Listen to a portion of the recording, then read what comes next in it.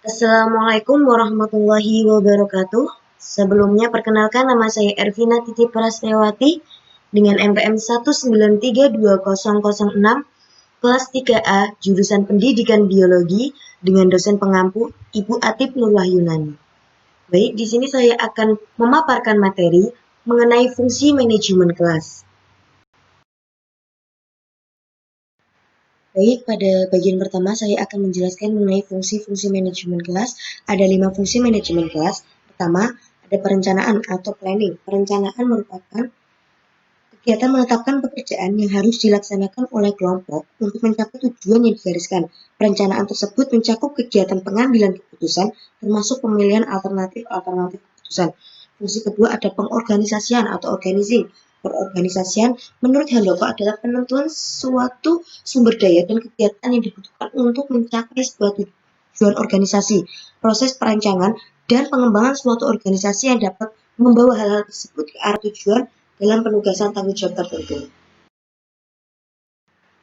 Fungsi yang ketiga ada penempatan atau staffing. Penempatan mencakup kegiatan mendapatkan, menempatkan, dan mempertahankan anggota pada posisi yang dibutuhkan oleh suatu organisasi sesuai dengan keahlian masing-masing anggota.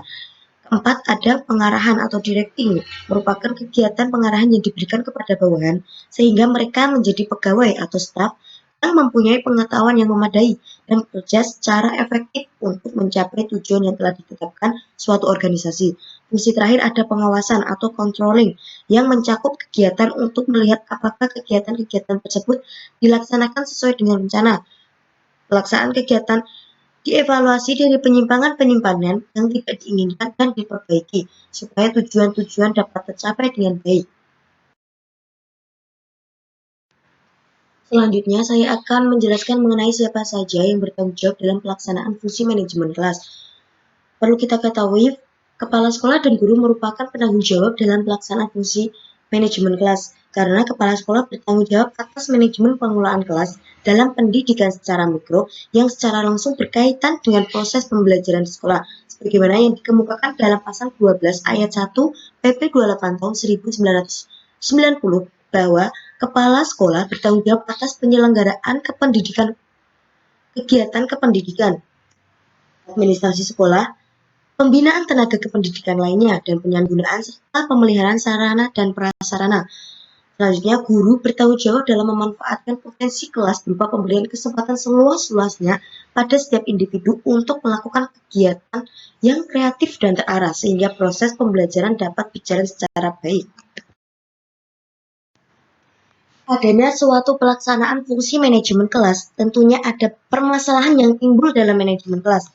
Menurut penelitian menyimpulkan bahwa masalah-masalah pengelolaan kelas secara garis besar dapat diklasifikasikan menjadi 2 kategori, yaitu masalah individu dan masalah kelompok.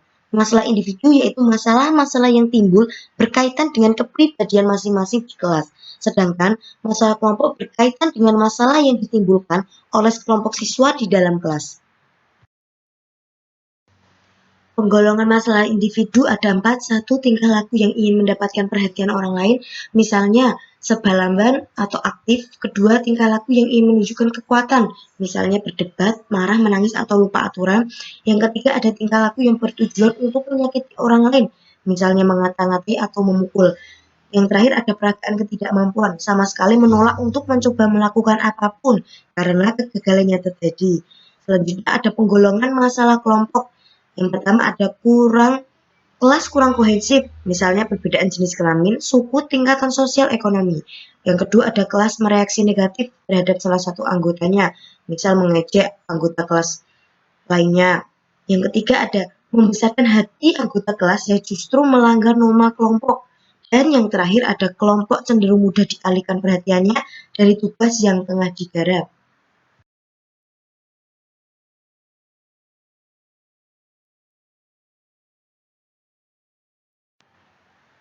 Baik, selanjutnya dalam upaya mengatasi permasalahan pengelolaan kelas, itu sebagai seorang guru yang bertanggung jawab terhadap berbagai tingkah laku peserta didik yang menimbulkan masalah dalam proses pembelajaran, maka guru harus berupaya untuk mengatasi setiap masalah yang terjadi.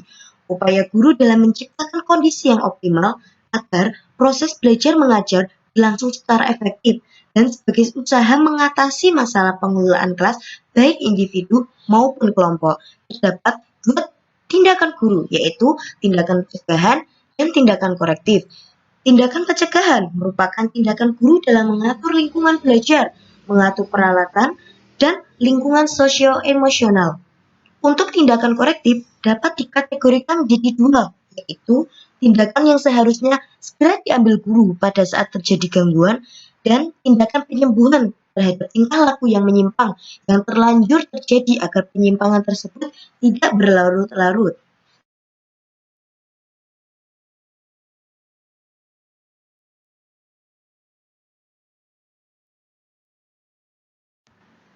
Baik, sekian pemaparan materi tentang topik 2, yaitu fungsi manajemen kelas.